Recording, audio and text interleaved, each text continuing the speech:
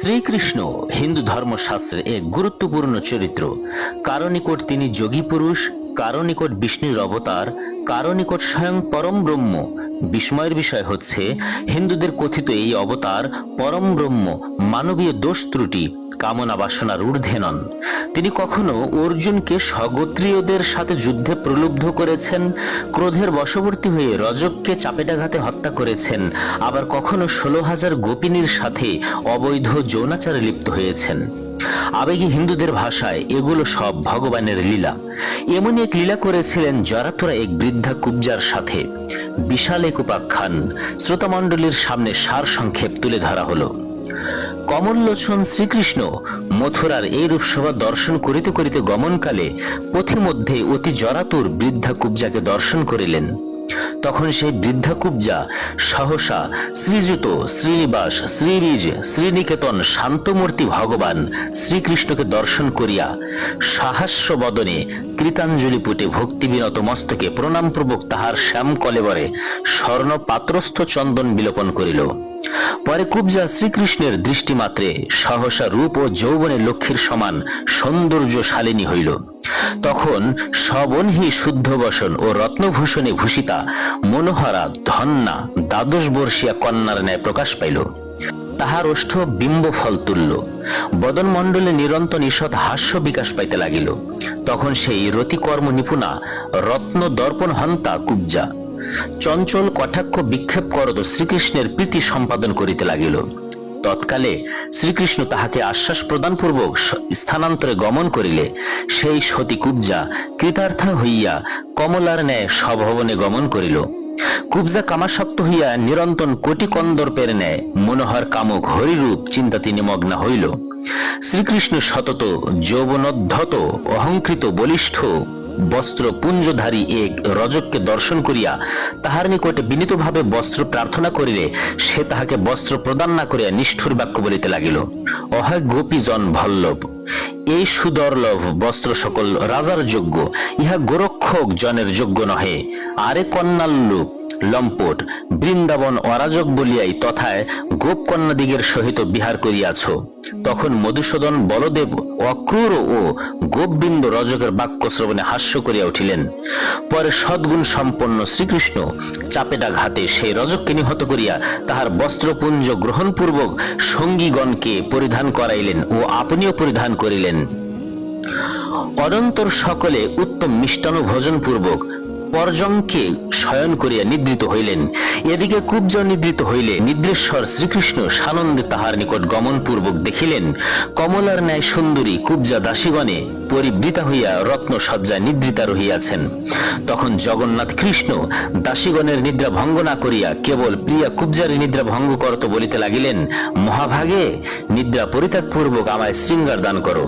সুন্দরী, তুমি পূর্বে রাবণ ভগিনী সর্পনখা ছিলে। কান্তে, তুমি রামাবতার কালে আমাকে লাভ করিবার নিমিত্তে তপস্যা করিয়াছিলে।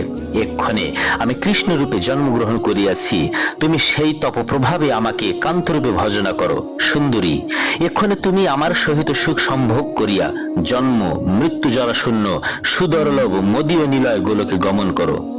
শ্রীনিবাস শ্রীকৃষ্ণ এই বলিয়া সেই কামকী কুব্জাকে বক্ষস্থলে ধারণপূর্বক নগ্না করিয়া শৃঙ্গার ও চুম্বন করিতে লাগিলেন। তখন নবসঙ্গমা সঙ্গতা সেই কুব্জা কমলার ন্যায় শ্রীকৃষ্ণকে ক্রোড়ে লইয়া তাহার গণ্ডস্থল চুম্বন করিতে লাগিলেন। নারদ সেই দম্পতি রতি বিষয়ে বিশেষ অভিজ্ঞ, এজন্য ক্ষণকালও তাহাদিগের সুরত ক্রীড়ার বিরাম রহিল না। নিরন্তর নানা প্রকার শৃঙ্গার হইতে লাগিল। তৎকালে ভগবান কৃষ্ণ তীক্ষ্ণ নখাঘাতে কুব্জার স্তনযুগল ও শ্রোণীমণ্ডল এবং দশন দ্বারা দংশন করিয়া অধরদেশ ক্ষত বিক্ষত করিলেন।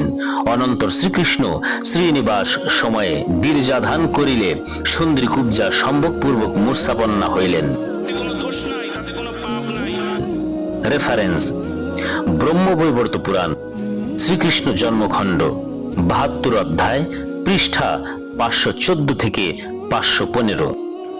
শ্রীকৃষ্ণ জন্মখণ্ড 106 অধ্যায়ের ভাষ্যমতে শ্রীকৃষ্ণের অতিরিক্ত সম্ভোগের কারণে শেষ পরিণতিতে কুব্জার মৃত্যু হয়েছিল।